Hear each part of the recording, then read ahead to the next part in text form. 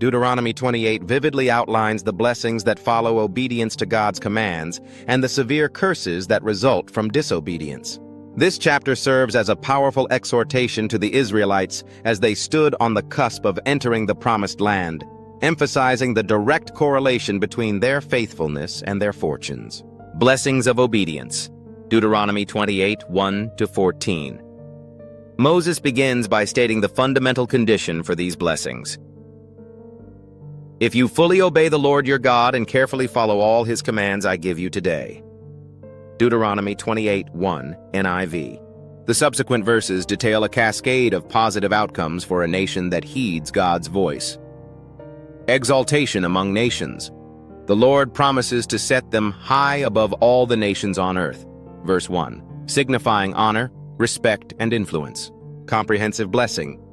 Blessings would permeate every aspect of their lives. Urban and rural prosperity.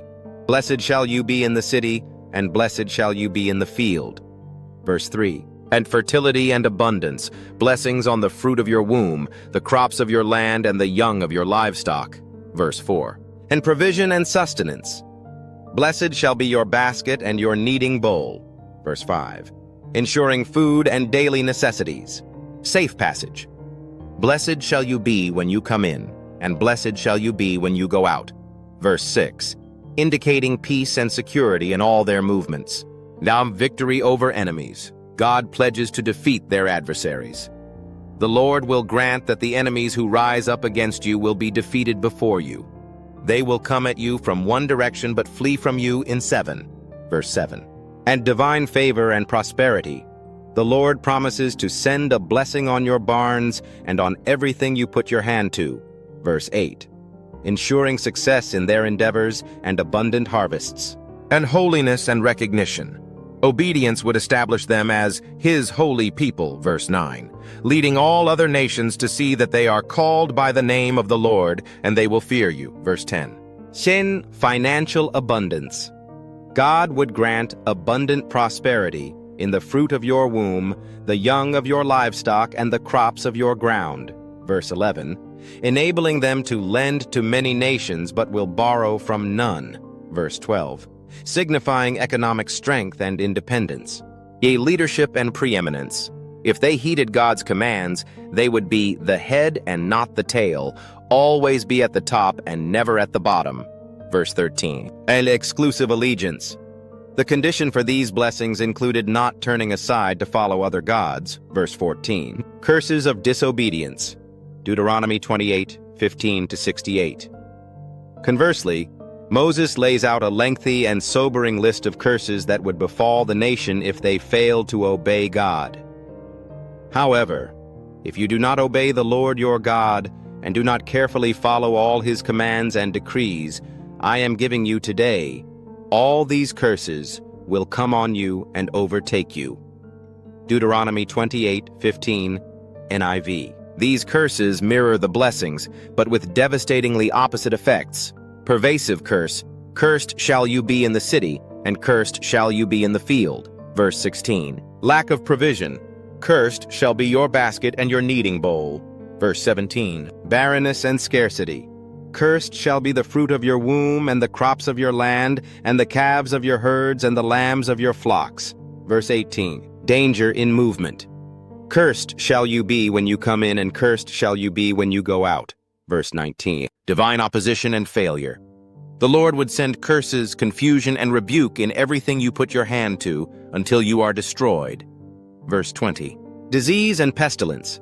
God would afflict them with various diseases, including the boils of Egypt, tumors, festering sores, and incurable itching. Verses 21-27. Mental anguish.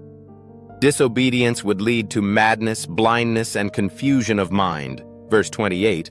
Causing them to grope about in broad daylight like a blind person in the dark. Verse 29. Oppression and robbery. They would be oppressed and robbed continually, and no one will come to save you.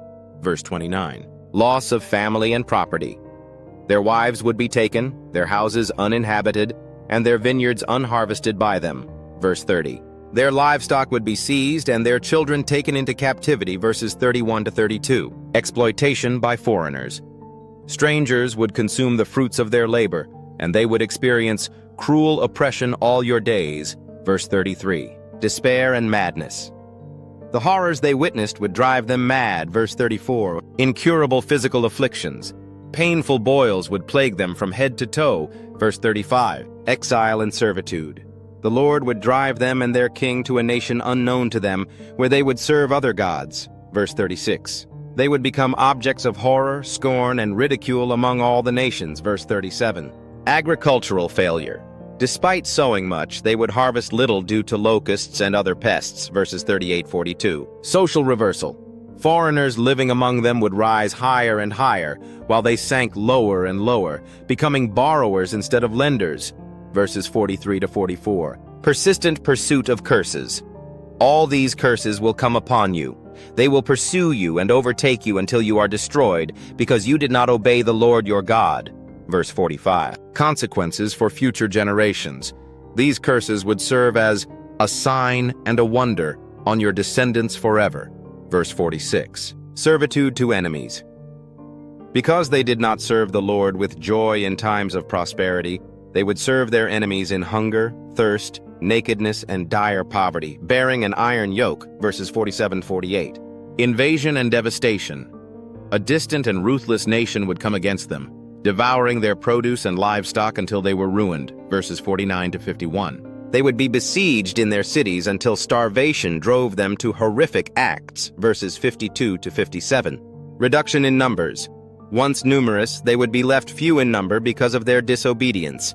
Verse 62. Uprooting and scattering. The Lord would uproot them from the promised land and scatter them among all nations. Verses 63-64. Restlessness and despair. Among these nations they would find no peace, but instead an anxious mind, eyes weary with longing, and a despairing heart. Verse 65. They would live in constant suspense and fear. Verses 66-67. Final humiliation. They would be returned to Egypt in ships and offered for sale as slaves, but no one would even buy them, signifying utter worthlessness. Verse 68. Deuteronomy 28 stands as a stark reminder of the importance of obedience in the covenant relationship between God and his people.